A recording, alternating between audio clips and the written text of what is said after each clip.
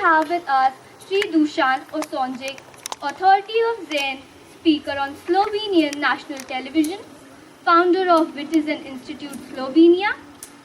Sri Dusan organizes international spiritual expeditions and have a diverse experience of being in different parts of the world. We welcome you, sir, to our campus.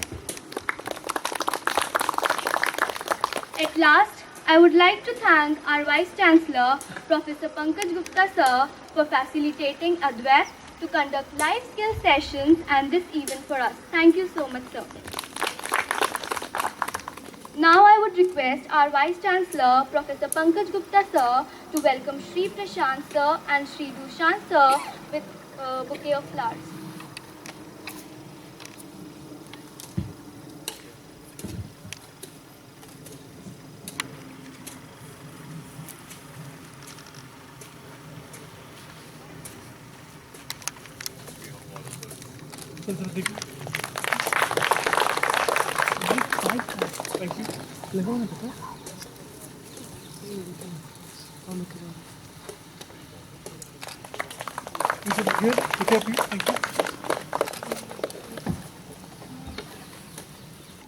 The soul has a unique identity for all its cycle to go through, and that ID does not change.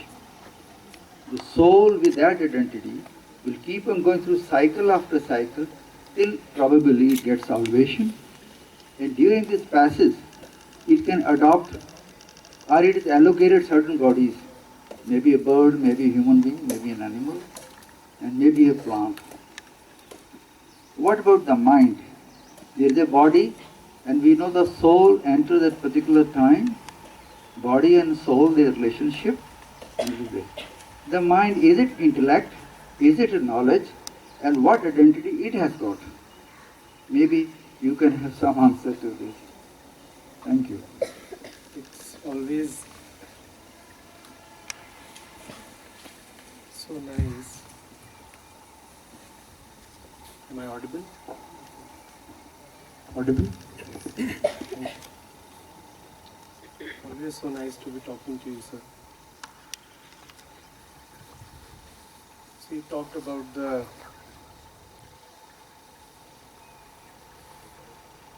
transmigration of the soul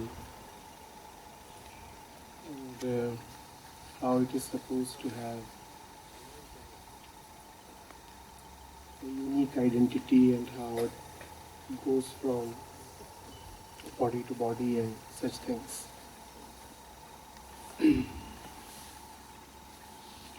And then you said, what is the mind?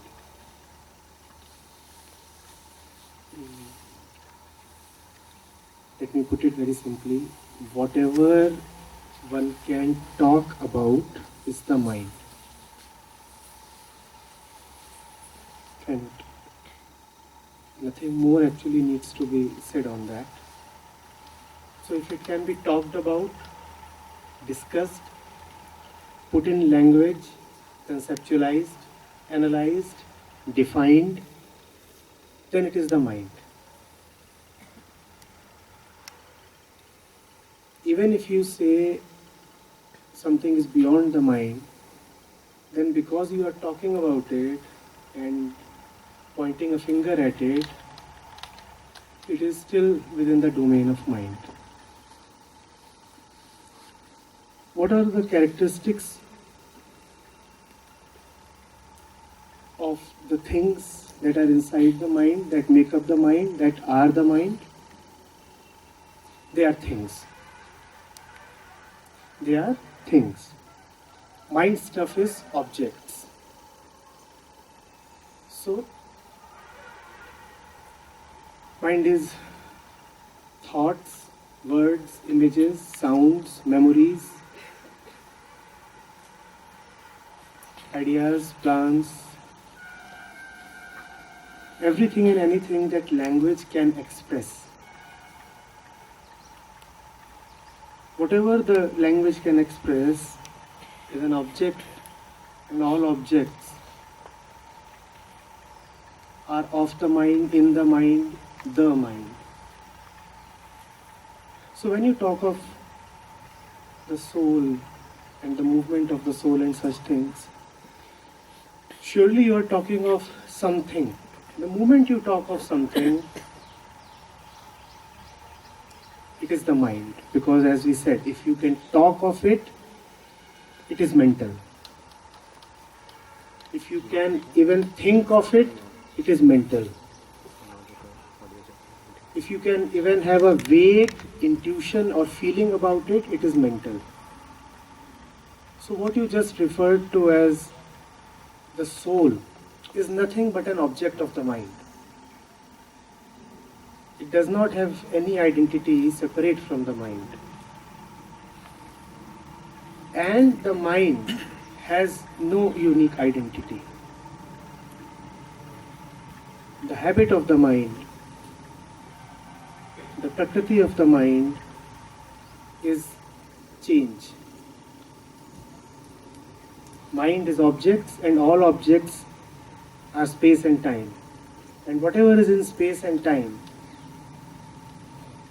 is changing, continuously changing. So two things. One, that which we commonly refer to as the soul is nothing but a mental concept. It is only as important or sacred as any other concept. One has thought of it. And if there is no thought, then there would be no such concept. One need not attach greater importance to one concept compared to the other. All concepts are just concepts. Mental mechanisms. That's it.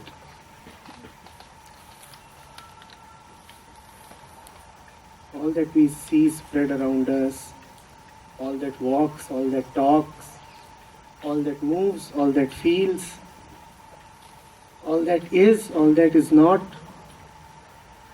is mind.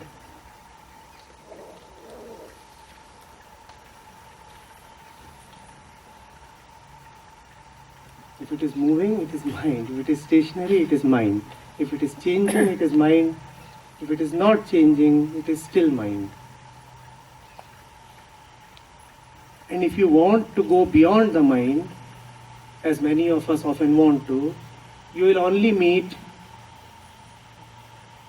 more mind. Because beyondness is also a concept of the mind.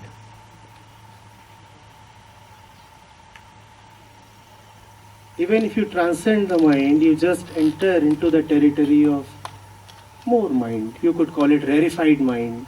All right. But even rarefication is just a concept. You're talking about it. It's language.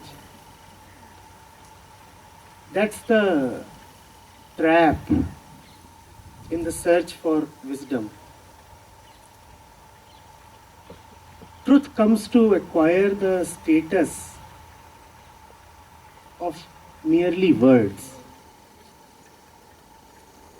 Words come to take the respect that rightfully belongs to truth.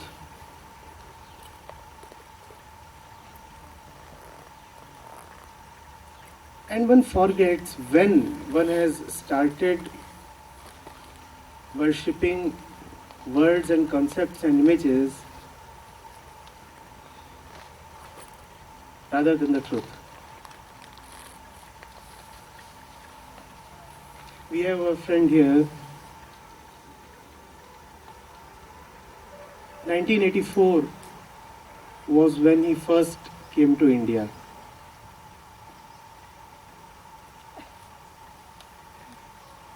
And he has been visiting India regularly since ever then. He has been seeking what we call as the truth or wisdom or liberation. And he has been coming, and later on he started bringing others with him as well. There is hardly any spiritual place in India that he has not visited.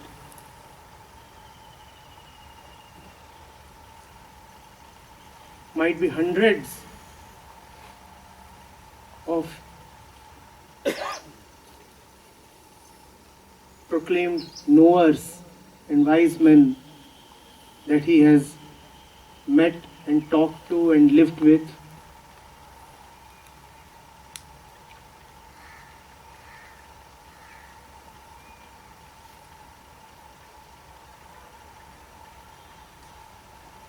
I came in contact with him through email just a few months back, and last week is the first time I have seen him.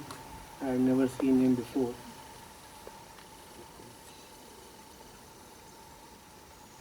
So he's in a very good position to tell us how one is firstly attracted towards knowing, and it's such a great and wonderful attraction. One does not want to live in lies. One does not want to live in falsenesses and deceptions. One wants to really know what is going on. What is the mind? What are the movements of the mind? From where does it come? What is love? What is freedom? What is joy? Is there a purpose to life? These are the questions that motivate the seeker to go to distant lands and get some answer. One is seeking the truth. But there are great traps in looking for the truth.